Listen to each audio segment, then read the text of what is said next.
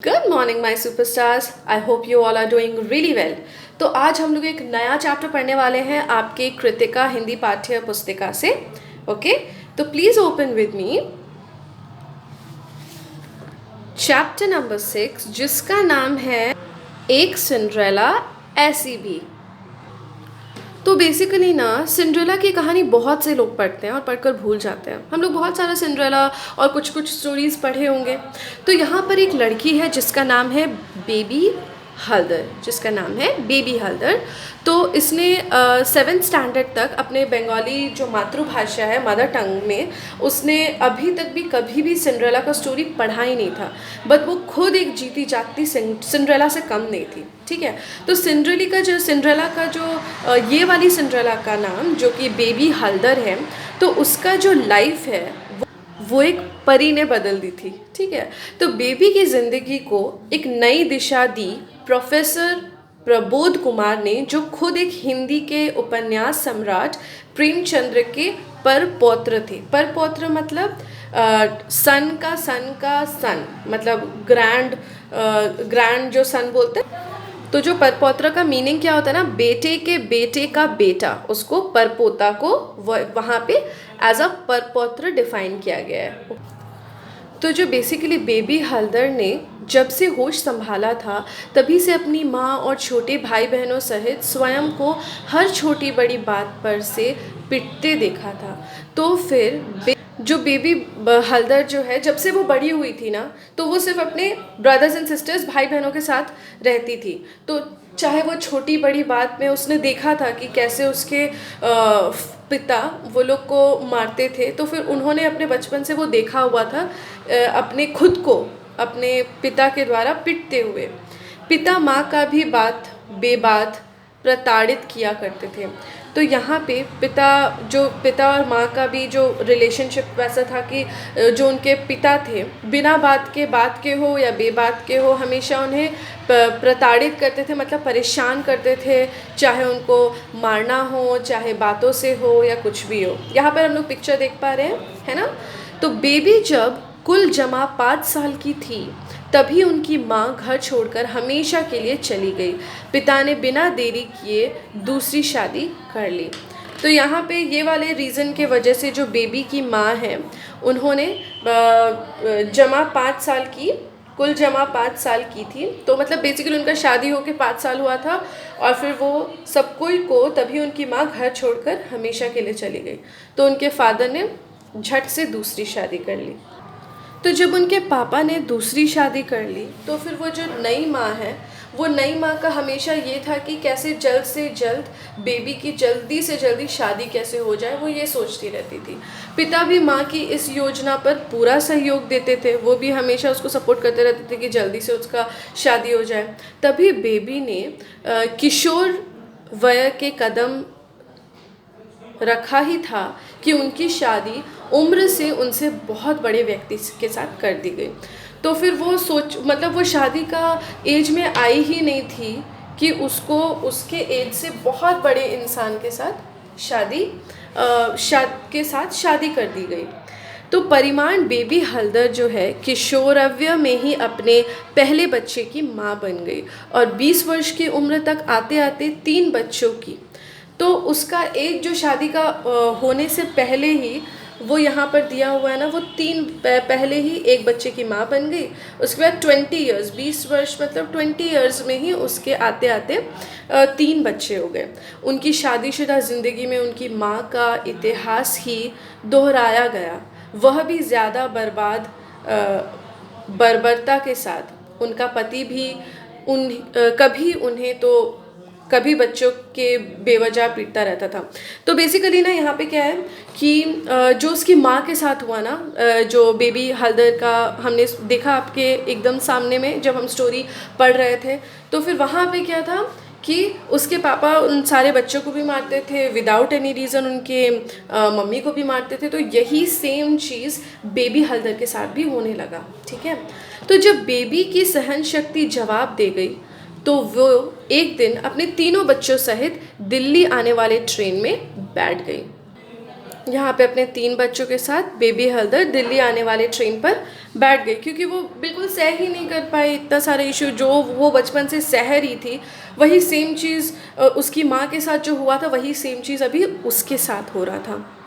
तो फिर दिल्ली पहुंचकर अपना और अपने बच्चों का पेट कैसे पालेगी, कहाँ आश्रय पाएगी, यह तय नहीं किया था। तो फिर अब वो सोचे कि दिल्ली पहुंचकर वो अपने बच्चों का कैसे टेक केयर करेगी, फिर उसको रहने का कहाँ मिलेगा, वो सारा चीज़ वो वहाँ पे सोचने लगी। तो दिल्ली में उनका कोई परिचित भी नहीं था। उस समय वह एक ही धुरी पर सोच रही थी, जैसा भी हो इस यातना से मुक्ति पाने के लिए कहीं दूर चले जाना है। तो अभी तक उसने कुछ डिसाइड ही नहीं किया था कि वो कैसे अपने बच्चों का देखभाल करेगी, उनको क्या खाएगी, क्या खाएगी, क्या पिलाएगी। उसका बस यही थॉट था कि वो कैसे कैसे ये सारे जो यातनाएं, जो भी वो ट्रबल्स में है, उससे वो कैसे निकल के बस जैसे तैसे वो वहाँ से दूर चले जाएगी। ठीक है।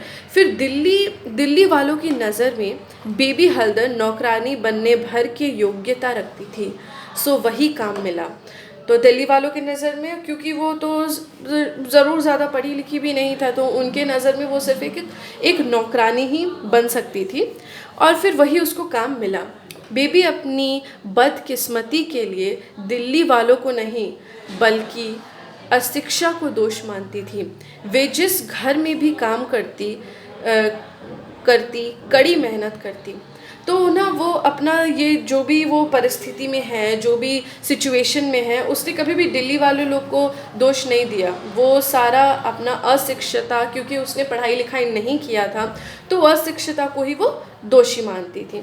फिर नेक्स्ट पैराग्राफ में देखो यहाँ पे क्या लिखा है। चाह सिर्फ इतनी कि उनका श्रम उन्हें और उनके बच्चों को 2 वक्त की रोटी दे दे, है ना, रहने का आसरा और बच्चों की पढ़ाई का इंतज़ाम करा दे। तो उसका बस यही एक सोच था कि जो भी वो काम कर रही है, वो जो भी काम करती थी बहुत ही हार्ड वर्क करती थी, पूरा कड़ी मेहनत करती थी। तो उसका बस यही चाह था कि उसके बच्चों को 2 वक्त की रोटी और आसरा बच्चों को और उनका पढ़ाई लिखाई का इंतज़ाम हो जाए।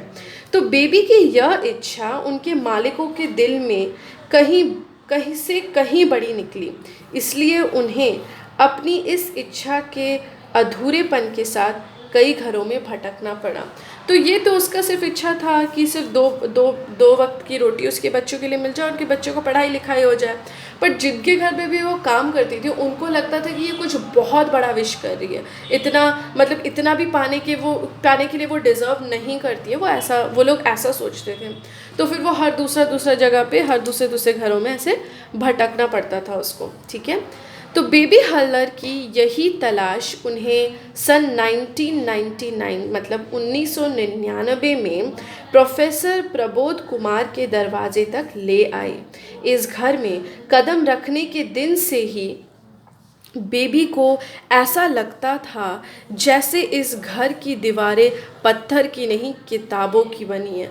तो ऐसे ही वो काम के लिए भटकते भटकते वो किसके पास पहुंची, 1999 में वो पहुंची अपना प्रोफेसर प्रबोध कुमार के दरवाजे तक। तो जब वो उनके घर गई तो उसने देखा कि ये घर ईंटों से या पत्थर से नहीं बना हुआ है, बट कि सिर्फ किताबों से बना हुआ है। अब देख सकते हो यहाँ पे कितने सारे किताबें हैं, और फिर वो यहाँ पर देखती। तो एक दिन क्या हुआ ना, वो रैक साफ करते समय एक किताब के पन्ने पलटती रंगे हाथों पकड़ी गई। तो वो बुक्स पलट रही थी, तो उसको किसी ने पकड़ लिया। उन्हें किताबों को उलटते पलटते देखा भी तो किसने? स्वयं घर के मालिक प्रोफेसर प्रबोध कुमार ने। उन्होंने बेबी को इसकी सज़ा देने की घोषणा की, और सज़ा के तौर पर बेबी के हाथों में बंगला भाषा की कई चर्चित लेखकों की किताबें थम।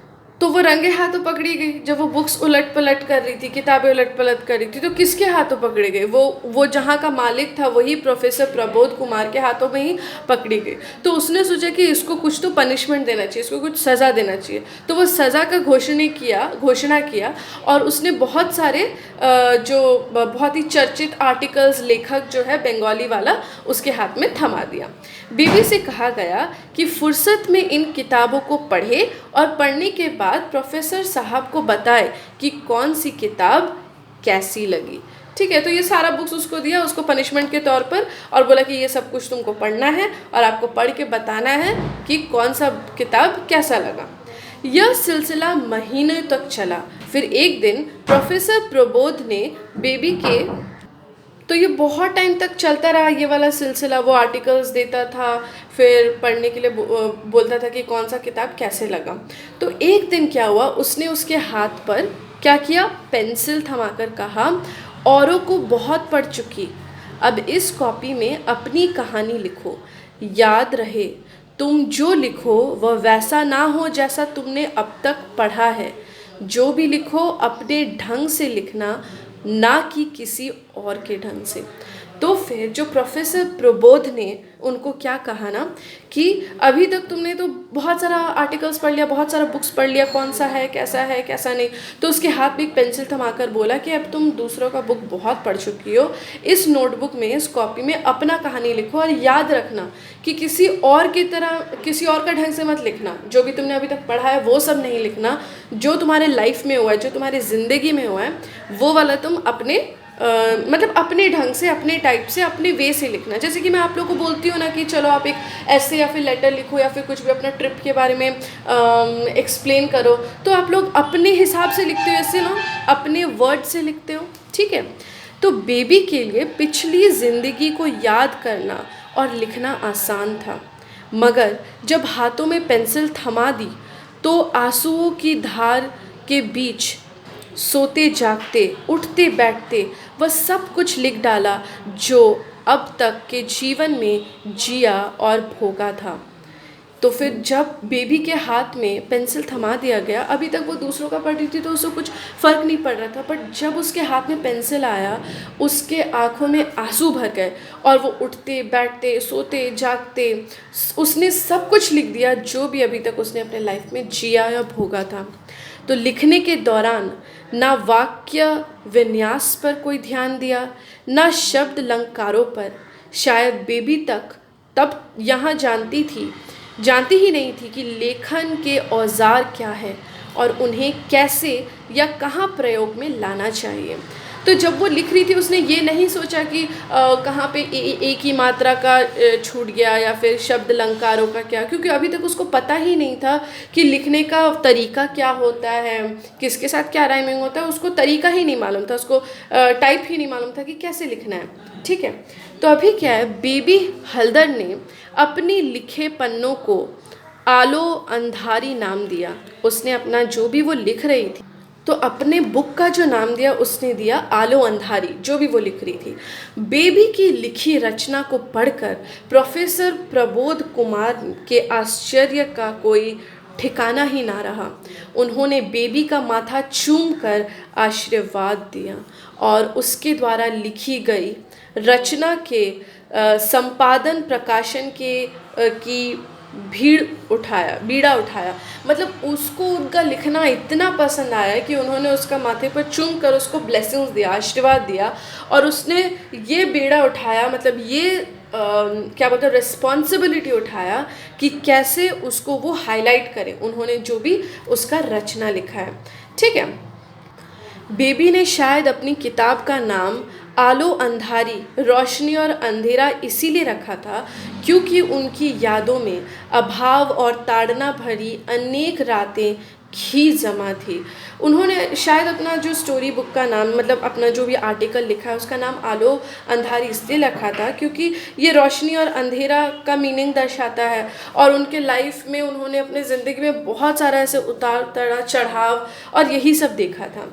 तो प्रोफेसर कुमार ने परिश्रम पूर्वक उसका संपादन करने के बाद आलो अंधारी शीर्षक से ही उसे ज़ुबान प्रकाशन के पुस्तक के रूप में प्रकाशित करवा दिया। तो जो प्रोफेसर प्रबोध कुमार है, उन्होंने बहुत सारा हार्डवर्क किया और उन्होंने ये जो नाम है ना, उसने आलो अंधारी दिया था, उसको उन्होंने शीर्षक दे दिया ज़ुबान प्रकाशन के पुस्तक के रूप में उसको हाईलाइट किया। तो बेबी हल्दर द्वारा मूलतः बंगला में लिखी गई आलो अंधारी का उजियारा दुनिया की नज़र में तब आया जब इसका अंग्रेज़ी अनुवाद पेंगुइन से अ लाइफ लेस ऑर्डिनरी के नाम से प्रकाशित होकर सामने आया। तो आलो अंधारी जो इनका जो लेखिक पत्रिका था वो तब लोगों के सामने ज़्यादा हाईलाइट हुआ जब अंग्रेज़ी अनुवाद इसका इंग्लिश ट्रांसलेशन में जो था अ लाइफलेस ऑर्डिनरी है ना के नाम से प्रकाशित हुआ। कल तक की गुमनाम हस्ती से बेस्ट सेलर वो हो गई। मतलब कल की गुमनाम एक थी जिसको कोई नहीं जानता था, पढ़ी लिखी नहीं थी, उनमें से ये एक बेस्ट सेलर किताब की लेखिका बनी बेबी हल्दर के बारे में। अब पूरी दुनिया जानना चाहता है। New York times, international Herald, Tribune and Christian monitor ने उनकी कहानी को छापा। ठीक है, तो हर जगह वो इतना ज़्यादा लोकप्रिय हो गई, बेस्ट सेलर हो गई कि internationally New York times, international Herald सारे जगह में उनका छापा गया। बेबी ने जयपुर में हुए women Hong Kong international literary festival में अपनी किताब के साथ भाग लिया। ठीक है, तो उन्होंने जहाँ पे हुआ था आपका यहाँ पे लिखा हुआ है जयपुर में एक women Hong Kong Hong Kong international literary festival में उन्होंने पार्टिसिपेट किया अपने ही बुक्स के साथ। ठीक है, तो लंदन में फिल्म मेकिंग का कोर्स कर रहे एक भारतीय छात्र ने बेबी पर एक डॉक्यूमेंट्री बनाई।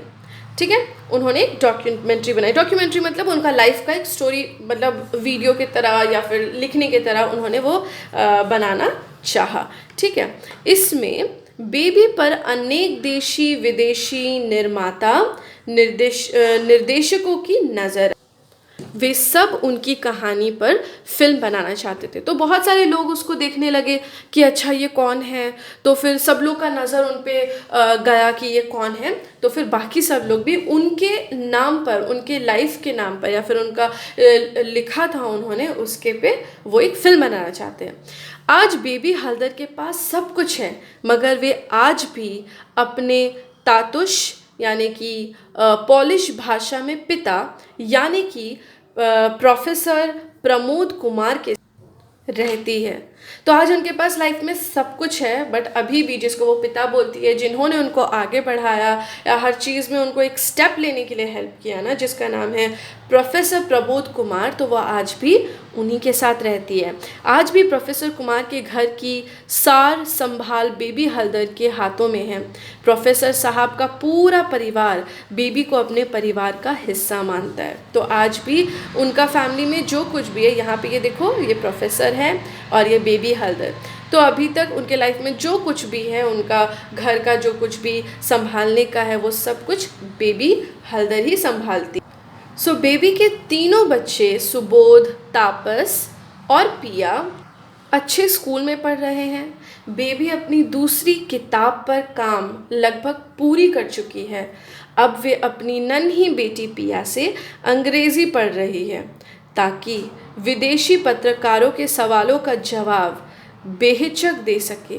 फिर अब उन्हें अपने बच्चों के सामने सपनों के साथ साथ अपने सपनों भी तो पूरे करने हैं, जो जारी रहेंगे ज़िंदगी के साथ भी, ज़िंदगी के बाद भी।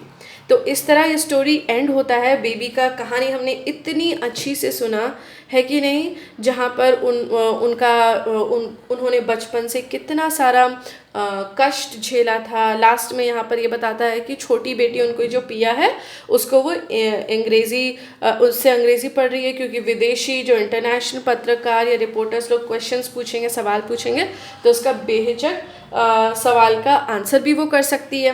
तो इसी तरह क्योंकि उनको अपना ज़िंदगी का भी, अभी वो दूसरा बुक पे भी काम कर रही है, अपने ज़िंदगी का भी काम करना है ना, उनका जो इच्छा है, जो एम्बिशन है, तो इसी तरह उनका जो वो सब तो जारी रहेगा ही, ज़िंदगी के साथ भी, ज़िंदगी के बाद भी। आई होप आप सबको ये स्टोरी अच्छे से समझ में आया होगा और आप लोग ये समझ लो, अच्छे से आप लोग ये समझ लो, एंड इसका क्वेश्चन आंसर्स आप लोग को करना है, and I will be checking it. Bye bye. See you in the next class.